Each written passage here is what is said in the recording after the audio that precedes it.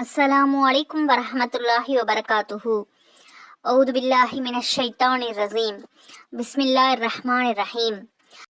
நிறைவுடைய வாழ்வழித்து நெடுநிலத்தை காப்பதற்கு மறையளித்த மன்னவனுக்கே மாபெரும் புகழ் அனைத்தும். அல்லாஹ்வின் பெரும் கிருபையால் நாம் பல பயான்களை பார்த்திருக்கின்றோம். தீனுடைய விஷயங்களை நிறைய கேட்டிருக்கின்றோம். இன்ஷா அல்லாஹ் அல்லாஹு தாலா நம் அனைவருக்கும் அதன்படி வாழக்கூடிய பாக்கியத்தை தந்தல் புரிவானாக. ஆமீன். நாம் தீனுடைய விஷயங்களை சரியான முறையில் படித்து அதன்படி நடந்து நம்மை வழிகேட்டிலிருந்தும் ஷைத்தானின் பாதையிலிருந்தும் பாதுகாத்து நன்மையில் நிலைத்திருக்க செய்யக்கூடிய 2 விஷயங்கள் முஹம்மது நபி ஸல்லல்லாஹு அலைஹி வஸல்லம் அவர்கள் கூறியிருக்கின்றார்கள். 2 விஷயங்களை நான் விட்டு செல்கின்றேன், அவற்றை நீங்கள் பற்றி பிடித்துக் கொள்ளுங்கள், அப்பொழுது காலமெல்லாம் வழி தவற மாட்டீர்கள். 1 குர்ஆன், 2வது அல்லாஹுடைய தூதர் முஹம்மது நபி ஸல்லல்லாஹு அலைஹி வஸல்லம் அவர்களை பின்பற்றி வாழக்கூடிய சுன்னத்தான வழிமுறை.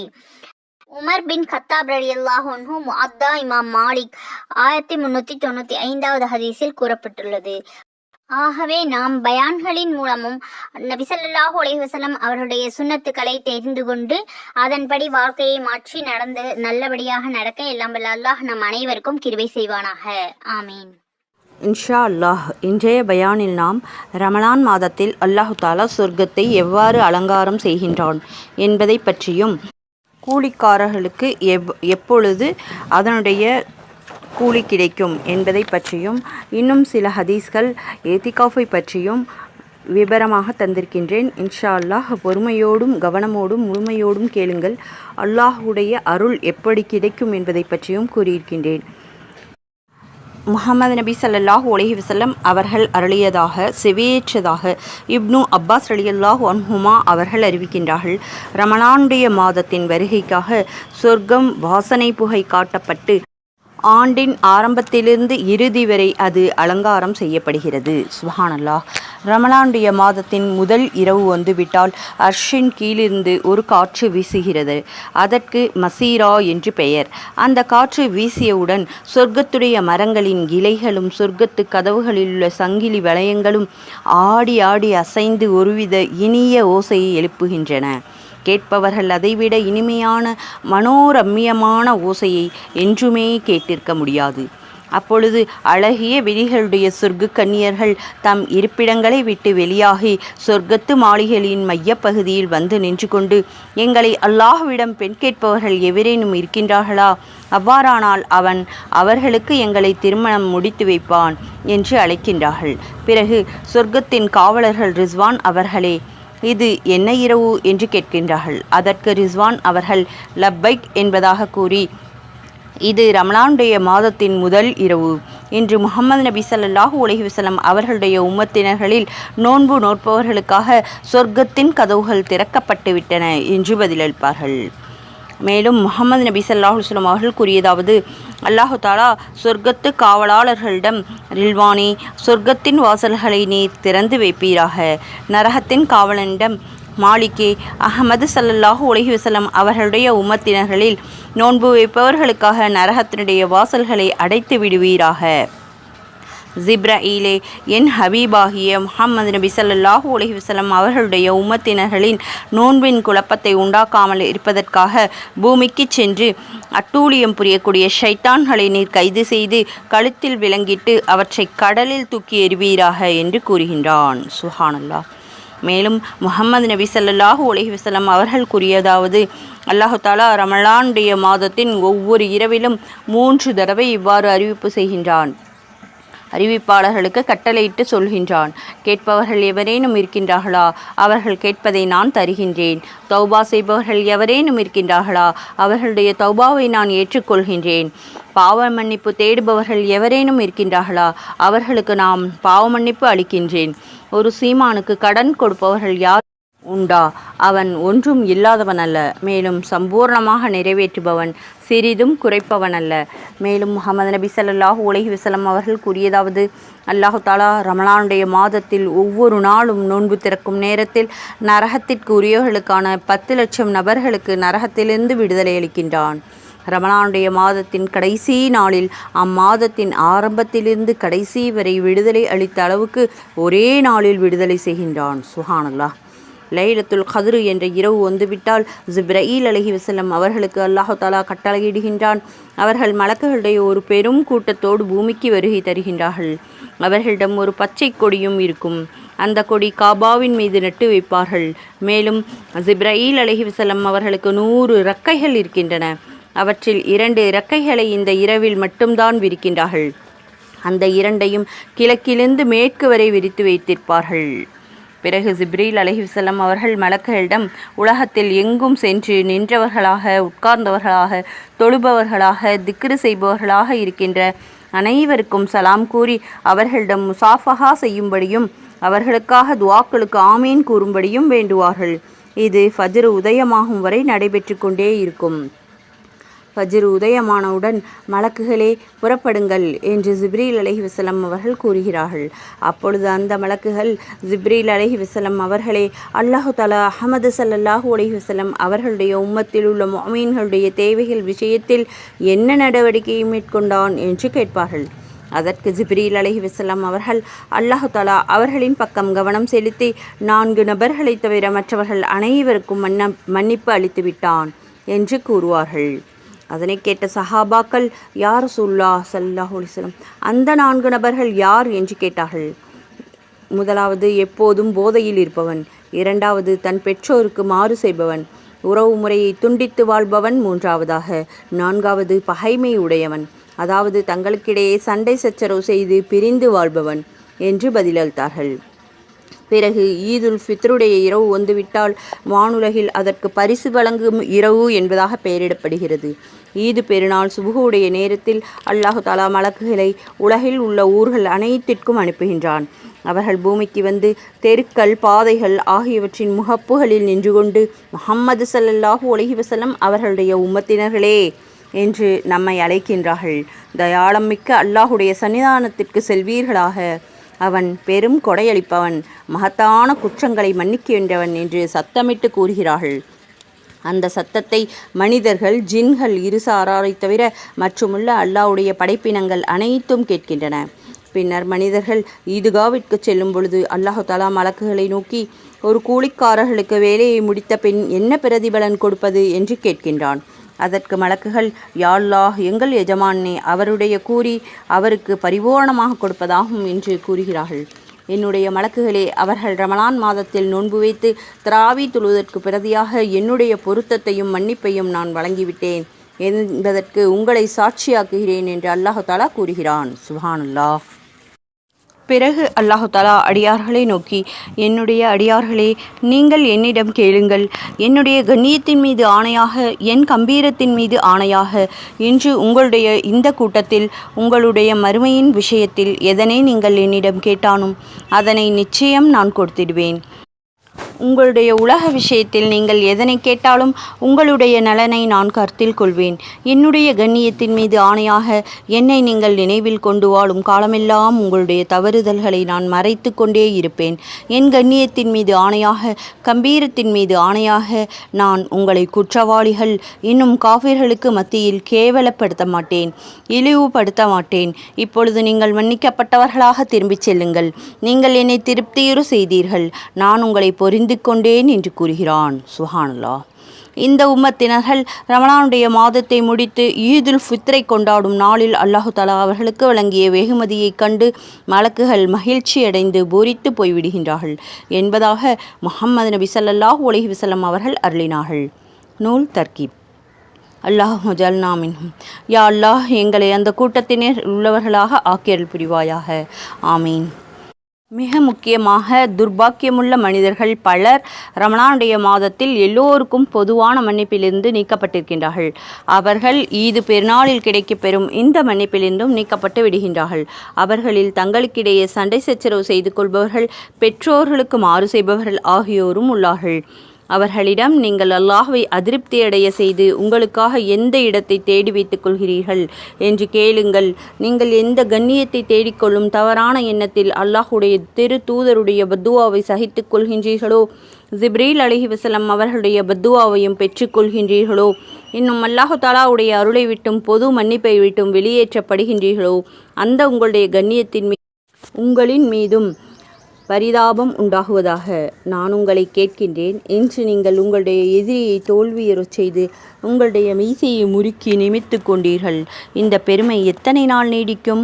அல்லாஹு தாலாவுடைய அன்பு தூதர் உங்கள் மீது சாபமிட்டு கொண்டிருக்கின்றார்கள். அல்லாஹு தாலாவுக்கு நெருக்கமான மலக்குகள் நீங்கள் நாசமாவதற்காக பத்வா செய்து கொண்டிருக்கின்றார்கள். அல்லாஹு தாலா உங்களை தன் மன்னிப்பை விட்டும் அருளை விட்டும் வெளியேற்றி கொண்டிருக்கின்றான். இந்த நிலையில் உங்களுடைய உலக பெருமை எத்தனை நாட்களுக்கு நிலைத்திருக்கும்? அல்லாஹ்வுக்காக சற்று சிந்தனை செய்து பாருங்கள். உங்களுடைய தீய செயல்களை நிறுத்தி கொள்ளுங்கள். காலையில் ஓடிப்போனவன் மாலையில் வீடு திரும்பினால் எதுவும் ஆகிவிடாது. இன்று அவகாசம் இருக்கின்றது. மாற்று பரிகாரம் செய்ய சாத்தியம் இருக்கின்றது. நாளை ஒரு பேரரசனின் முன்னால் போக வேண்டியது இருக்கின்றது. அவனிடத்தில் உங்களுடைய கண்ணியம் மதிப்பு ஆகியவைகளை பற்றி கேள்வி இருக்காது. உங்களுடைய பொருளோ சாதனங்களோ எதுவுமே அங்கு பலன் தரமாட்டாது. அங்கு உங்களுடைய செயல்கள் மட்டுமே விசாரிக்கப்படும். உங்களுடைய ஒவ்வொரு அசைவும் பதிவு செய்யப்பட்டு முன்னால் வைக்கப்பட்டிருக்கும். அல்லாஹு தாலாவுக்கு செய்ய வேண்டிய கடமைகளில் தவறிழைத்திருந்தால் அவன் மன்னித்து விடுகின்றான். ஆனால் அடியார்கள் தங்களுக்கு மத்தியில் செய்ய வேண்டிய கடமைகளில் தவறிழைத்திருந்தால் அதற்காக அவன் தண்டிக்காமல் விடமாட்டான். என்னுடைய உம்மத்தினர்களில் ஏழை என்பவன் யார் என்றால், ஒரு மனிதன் கியாமத் நாளன்று தொழுகை, நோன்பு, சதகா போன்ற நல்ல செயல்களோடு வருவான். அதே நேரத்தில் எவரையாவது திட்டியிருப்பான், எவர் மீதாவது அவதூறு கூறியிருப்பான், யாரையாவது அடித்திருப்பான். அந்த வழக்காளிகள் எல்லாம் அங்கு வந்து அவனுடைய நற்செயல்களிலிருந்து அந்த தீமைக்குரிய பக்கரத்தை வசூல் செய்து விடுவார்கள். அவனிடமிருந்து நல்ல செயல்கள் அனைத்தும் தீர்ந்துவிட்ட பிறகு தங்களுடைய பாவங்களை அவன் மீது போட்டு கொண்டிருப்பார்கள். இறுதியாக அந்த குவியல்களின் காரணமாக நரகத்திற்கு சென்று விடுவான். இவன்தான் என் உம்மத்தில் ஏழை என்பதாக முஹம்மது நபி ஸல்லல்லாஹு அலைஹி வஸல்லம் அவர்கள் அருளினார்கள். அவன் ஏராளமான நற்செயல்கள் செய்திருந்தும் எவ்வளவு பெரிய துன்பம் துயரத்திற்கு ஆளாகிவிட்டான் என்பதை விளங்க வேண்டிய அவசியமில்லை. ஒவ்வொரு நிலையிலும் தனது உழைப்பு வீண் போவதை காணுகின்ற நிராசையான மனிதர் வானத்தின் பக்கம் பார்த்து ஏன் தன்னுடைய பார்வையை செலுத்தக்கூடாது? இரண்டாவது விஷயம், பாவ மன்னிப்பு. அதாவது மஹ்ஃபிரத் என்ற பாவ மன்னிப்பு அடியானை நோக்கி வரும்பொழுது அவனிடம் பாவங்கள் இருந்தால் அவற்றை அது அழித்து விடுகிறது. அவனிடம் பாவங்கள் இல்லை என்றால் அதன் அளவுக்கு அவன் மீதும் ரஹமத்தும் வெகுமதியும் அதிகமாக்கப்படுகின்றன. சுஹான்லா. மூன்றாவது விஷயம், அல்லாஹு தாலா தான் மன்னிப்பளிப்பெண் மீது சாட்சியாக மலக்குகளை ஆக்குகின்றேன் என்று கூறியிருக்கின்றான். இதற்குரிய காரணம் என்னவென்றால், கியாமத்து நாளின் நீதிமன்றங்களின் நடவடிக்கைகள் ஒரு சட்ட அமைப்பின் மீது வைக்கப்பட்டுள்ளன. நபிமார்களிடத்திலும் அவர்களுடைய தப்லீக் விஷயத்தில் சாட்சிகள் கொண்டு வருமாறு கேட்கப்படும். முஹம்மது நபி ஸல்லல்லாஹு அலைஹி வஸல்லம் அவர்களும் என் விஷயத்தில் உங்களிடம் விசாரணை செய்யப்படும், நான் உங்களுக்கு தீனை எத்தி வைத்து விட்டேன் என்பதற்கு நீங்கள் சாட்சியாக இருங்கள் என்று கூறியுள்ளதாக ஹதீஸ்களில் வந்திருக்கின்றன. புகாரி என்னும் இது போன்ற ஹதீஸ் நூல்களில் அறிவிக்கப்பட்டுள்ளது. நபி நூஹ் அலைஹி வஸல்லம் அவர்கள் கியாமத்துடைய நாளென்று அழைக்கப்பட்டு, நீர் உம்முடைய தூதுவத்தின் கடமையை நிறைவேற்றினீர்களா, உம்முடைய கட்டளைகளை மக்களுக்கு எத்தி வைத்தீர்களா என்று விசாரிப்பார்கள். ஆம், எத்தி வைத்தேன் என்று கூறுவார்கள். பிறகு அவர்களுடைய உம்மத்தினர்களிடம், இவர் உங்களுக்கு நம் கட்டளைகளை எத்தி வைத்தாரா என்று கேட்கப்படும். அப்பொழுது எங்களிடம் நற்செய்தி கூறுபவர்களோ அச்சமூட்டி எச்சரிக்கை செய்பவர்களோ எவருமே வரவில்லை என்று கூறுவார்கள். பிறகு நூஹ் அலைஹி வஸல்லம் அவர்களிடம், உங்களுடைய சாட்சியை கொண்டு வாருங்கள் என்று சொல்லப்படும். அவர்கள் முஹம்மது நபி ஸல்லல்லாஹு அலைஹி வஸல்லம் அவர்களையும் அவர்களுடைய உம்மத்தினர்களையும் சாட்சியாக கூறுவார்கள். அப்பொழுது முஹம்மது நபி ஸல்லல்லாஹு அலைஹி வஸல்லம் அவர்களுடைய உம்மத்தினர்கள் அழைக்கப்படுவார்கள். மேலும் அவர்கள் சாட்சி கூறுவார்கள். வேறு சில அறிவிப்புகளில் நூஹ் நபி அலைஹி வஸல்லம் அவர்கள் தங்களுடைய சமுதாயத்தார்களுக்கு அல்லாஹுடைய கட்டளைகளை எத்தி வைத்தார்கள் என்ற செய்தி உங்களுக்கு எப்படி தெரியும் என்று அவர்களிடம் குறுக்கு விசாரணை செய்யப்படும். அதற்கு அவர்கள், எங்களுடைய நபி முஹம்மது நபி ஸல்லல்லாஹு அலைஹி வஸல்லம் அவர்கள் எங்களுக்கு அதை பற்றி கூறியிருக்கின்றார்கள். எங்கள் ரசூலுல்லாஹ் முஹம்மது நபி ஸல்லல்லாஹு அலைஹி வஸல்லம் அவர்களுக்கு அருளப்பட்ட குர்ஆனிலும் இந்த செய்தி கூறப்பட்டுள்ளது என்று பதிலளித்தார்கள். இவ்வாறே மற்ற நபிமார்களுடைய உம்மத்தினர்கள் விஷயத்திலும் நடைபெறும். இது தொடர்பாக அல்லாஹு தஆலா குர்ஆனில் இவ்வாறு மனிதர்களுக்கு, நீங்கள் சாட்சியாளர்களாக ஆவதற்கு உங்களை நாம் நடுநிலையான உம்மத்தினர்களாக ஆக்கியுள்ளோம் என்று கூறியுள்ளான். இமாம் பஹ்ருதீன் ராஸி ரஹ்மத்துல்லாஹி அலைஹி அவர்கள் எழுதியிருக்கின்றார்கள், கியாமத்துடைய நாளில் சாட்சி கூறுவது 4 விதங்களில் நடைபெறும். முதலாவதாக மலக்குகளுடைய சாட்சி. இது சம்பந்தமாக அல் குர்ஆனில் சூரத்துல் காஃப் என்ற அத்தியாயத்துள்ள 50வது சூறாவின் 21வது வசனம், அந்த நாளில் ஒவ்வொரு ஆத்மாவையும் அதன் சாட்சியாளர்களோடு ஒருவர் ஓட்டிக்கொண்டு வருவார் என்ற ஆயத்து. அவனிடம் அதை எழுதி எதிர்பார்த்து தயாராக இருக்கின்ற கண்காணிப்பாளர் இருந்தே தவிர சொல்லால் அவன் எதையும் முடிவதில்லை. அவன் வாயிலிருந்து புறப்படும் ஒவ்வொரு வார்த்தையும் உடனுக்குடன் பதிவு செய்யப்படுகின்றது. 50வது சூறாவின் 18வது வசனத்திலும், மனிதன் எதை கூறிய பொழுதிலும் அதை எழுத காத்து கொண்டிருக்கும் ஒருவர் அவனிடம் இல்லாமல் இல்லை. அவன் வாயிலிருந்து புறப்படக்கூடிய ஒவ்வொரு வார்த்தையும் அவனுக்கு பதிவு செய்யப்படுகிறது. இன்னும் 82வது சூறாவில் 10, 11, 12 ஆகிய வசனங்கள். 10வது வசனம், நிச்சயமாக உங்கள் மீது காவலாளர்கள் ஏற்படுத்தப்பட்டிருக்கின்றார்கள். 11வது வசனம், அவர்கள் வானவர்களில் உள்ள கண்ணியமான எழுத்தாளர்கள். 12வது வசனம், நீங்கள் செய்பவற்றையெல்லாம் அவர்கள் தவறாமல் அறிந்து எழுதி கொள்வார்கள் என்ற ஆயத்தும் அறிவிக்கப்படுகின்றன. இரண்டாவதாக நபிமார்களுடைய சாட்சி. இது சம்பந்தமாக அல்லாஹு தாலா சூரத்துன் நிசா அத்தியாயத்தில் 5வது சூறாவின் 117வது அத்தியாயத்தில், நீ எனக்கு ஏவியபடியே நான் அவர்களை நோக்கி, நீங்கள் எனக்கும் உங்களுக்கும் இறைவனாகிய அல்லாஹ்வையே வணங்குங்கள் என்பதாக நான் கூறினேன் தவிர வேறொன்றையும் ஒருபோதும் நான் கூறவில்லை. நான் அவர்களோடு இருந்தவரை அவர்களுடைய செயலை பார்த்து கொண்டே இருந்தேன். நீ என்னை கைப்பற்றிய பின்னர் நீதான் அவர்களை கவனித்தவனாக இருக்கின்றார். அனைத்திற்கும் நீயே சாட்சி. இந்த வசனம் உள்ளது. சூரத்துல் மாயிதா என்ற சூறாவில் நபியே ஸல்லல்லாஹு அலைஹி வஸல்லம், ஒவ்வொரு சமுதாயத்திலிருந்தும் அவர்களுடைய நபியாகிய சாட்சியை நாம் கொண்டு வரும் பொழுது உம்மை நிராகரித்த இவர்கள் யாவருக்கும் விரோதமான சாட்சியாக உம்மை நாம் கொண்டு வந்தால் உம்மை நிராகரித்த இவர்களுடைய நிலைமை எவ்வாறு இருக்கும் என்ற ஆயத்தும் அறிவிக்கப்பட்டுள்ளன. மூன்றாவதாக முஹம்மது நபி ஸல்லல்லாஹு அலைஹி வஸல்லம் அவர்கள் உம்மத்தினர்களுடைய சாட்சி. இது சம்பந்தமாக அல்லாஹு தாலா சூரத்து ஜுமர் 39வது சூறாவின் 69வது வசனமாக, அல்லாஹுடைய ஒளியை கொண்டு பூமி பிரகாசிக்கும். அவர்களுடைய தினசரி குறிப்பு அவரவர்கள் முன் வைக்கப்பட்டுவிடும். நபிமார்களையும் இவர்களுடைய மற்ற சாட்சியங்களையும் கொண்டு வரப்பட்டு அவர்களுக்கிடையில் நீதமாக தீர்ப்பளிக்கப்படும். அவர்களுடைய நன்மையில் ஒரு அணுவளவேனும் குறைத்தோ பாவத்தில் ஒரு அணுவளவேனும் அதிகப்படுத்தியோ அவர்கள் அநியாயம் செய்யப்பட மாட்டார்கள். நான்காவதாக மனிதனுடைய உறுப்புகள் சாட்சி. இது சம்பந்தமாக அல்லாஹு தாலா சூரத்துன் நூர் என்ற சூறாவின் 24வது சூறா 24வது வசனத்தில், நபியே ஸல்லல்லாஹு அலைஹி வஸல்லம், ஒரு நாளை நீர் அவர்களுக்கு ஞாபகமூட்டுவீராக. அந்த நாளில் அவர்களுடைய நாவுகளும் அவர்களுடைய கைகளும் அவர்களுடைய கால்களும் கூட அவர்களுக்கு வினோதமாக அவர்கள் செய்தவற்றையே பற்றியே சாட்சி கூறும் என்ற ஆயத்தும் 36வது சூறாவின் 65வது வசனத்தில், அன்றைய தினம் நாம் அவர்களுடைய வாய்களில் முத்திரையிட்டு விடுவோம். அவர்களுடைய கைகள் நம்மிடம் பேசும். அவர்கள் செய்து கொண்டிருந்த பாவமான காரியங்களை பற்றி அவர்களுடைய கால்கள் சாட்சி கூறும் என்ற ஆயத்தும் அறிவிக்கப்பட்டுள்ளது. சுருங்க கூறினால் இந்த ஆயத்துக்கள் அனைத்தும் கியாமத் நாளின் பல வகை சாட்சியங்களை பற்றி அறிவிக்கின்றன. நான்காவது விஷயம், நான் உங்களை காஃபிர்களுக்கு மத்தியில் இழிவுபடுத்த மாட்டேன் என்று அல்லாஹு தாலா கூறுவதாகும். அல்லாஹு தாலாவுடைய திருப்பொருத்தத்தை தேடுபவர்களுக்கு பெரும் அருட்கொடையாகும். மேலும் முஸ்லிம்கள் நிலையின் மீது அல்லாஹு தாலா கொண்டுள்ள ரோஷமாகும். அதாவது அவர்களுடைய தவறுதல்கள் பாவங்கள் அனைத்தையும் பகிரங்கப்படுத்தப்படாமல் அங்கு மன்னிக்கப்பட்டு மறைக்கப்பட்டு விடுகின்றன.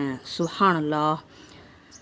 முஹம்மது நபி ஸல்லல்லாஹு அலைஹி வஸல்லம் அவர்கள் அருளியதாக அப்துல்லா இப்னு உமர் ரலியல்லாஹு அன்ஹுமா அவர்கள் அறிவிக்கின்றார்கள், கியாமத்துடைய நாளில் அல்லாஹு தாலா ஒரு முஃமினை தன்னருகில் அழைத்து யாரும் பார்த்து விடாதபடி திரையிட்டு அவர் உலகில் செய்த தவறுதல்கள் குற்றங்கள் அனைத்தையும் அவர்களுக்கு நினைவூட்டி ஒவ்வொரு பாவத்தையும் அவர் ஏற்றுக்கொள்ளும்படியாக செய்வான். அந்த மனிதர் தம்முடைய ஏராளமான பாவங்களை ஏற்றுக்கொண்டதினால் இப்பொழுது நாம் நாசமடைவதற்குரிய நேரம் வந்துவிட்டது என்று கருதி கொண்டிருப்பார். அப்பொழுது அல்லாஹு தாலா, நான் உலகத்தில் உன்னுடைய பாவங்களை மறைக்கும் சத்தாராக இருந்தது போலவே என்றும் உன்னுடைய பாவங்களை மறைத்து மன்னித்து விட்டேன் என்று கூறுவான். சுப்ஹானல்லாஹ். பிறகு அவர்களுடைய நற்செயல்களின் ஏடுகள் அவரிடம் கொடுக்கப்படும். அல்லாஹு தாலாவுடைய திருப்பொருத்தத்தை தேடி அவனுடைய சட்டங்களை பேணி நடக்கக்கூடியவர்களுடைய தவறுதல்கள் மன்னிக்கப்படுகின்றன. இவ்வாறு நூற்றுக்கணக்கான ஹதீஸ்கள் உள்ளன. ஆகையால் எந்த மனிதர் அல்லாஹு தாலாவுடைய நல்லடியார்கள் சிறிய தவறுதல்களை பற்றியும் புறம் பேசி திரிகின்றார்களோ அவர்கள் மிக முக்கியமான ஒரு விஷயத்தை விளங்கி கொள்ள வேண்டும். மேலும் கியாமத்துடைய நாளில் அந்த நல்லடியார்களுடைய நற்செயல்களின் பரக்கத்தினால் அவர்களுடைய தவறுகள் மன்னிக்கப்பட்டு மறைக்கப்பட்டு விடலாம்.